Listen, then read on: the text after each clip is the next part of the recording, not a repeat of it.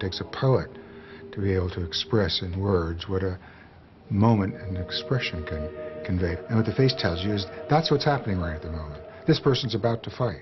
This person is finding things very distasteful and offensive. Or right at the moment, they're having a great time. And you know that instantly. And you know that without words. And when you, the perceiver, see it, you don't necessarily translate it into words. You just know it. You feel it. Paul Ekman realized that our facial expressions are actually a powerful way to let others see what we are feeling.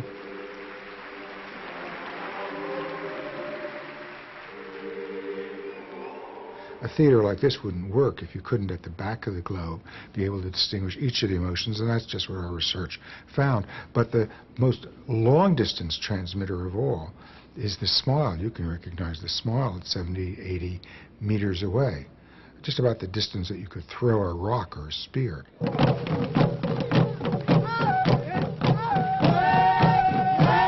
30 years ago, Paul Ekman traveled to Papua New Guinea. The work he did there was to become a landmark study of facial expressions. The young psychologist went to live with the last remaining Stone Age culture on Earth.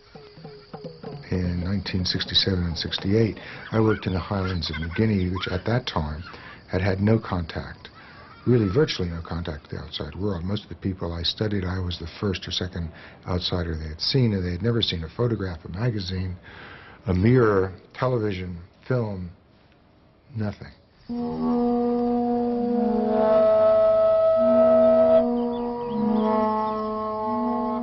Paul Ekman wanted to know whether the facial expressions used by people in the industrialized world were different from the expressions of these tribes.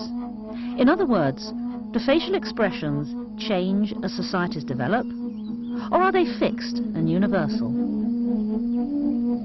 I did two kinds of studies with them. I showed them photographs and asked them to point to the one that fit a particular story, point to the one where the person is angry, about to fight, point to the one where he's just learned his child has died.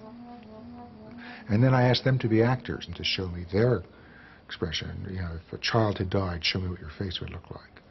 If you were about to fight, show me what your face. And I found exactly the same thing I had found elsewhere. Muscle for muscle, the facial expressions this ancient, isolated culture used were the same as our own.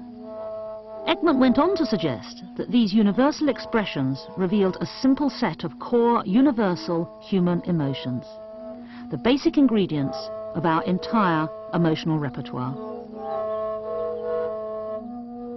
The 6 basic facial expressions he identified were those of happiness, sadness, disgust, surprise, anger, and fear.